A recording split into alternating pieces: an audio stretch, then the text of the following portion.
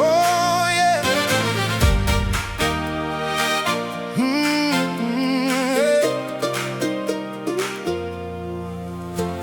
Mshukuru Bwana kila jambo, maana hayo ni mapenzi ya Mungu kwenu katika Kristo Yesu.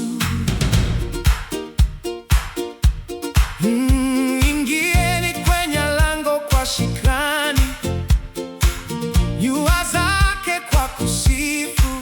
Mshukuruni, lihimidi jina lake. Mshukuru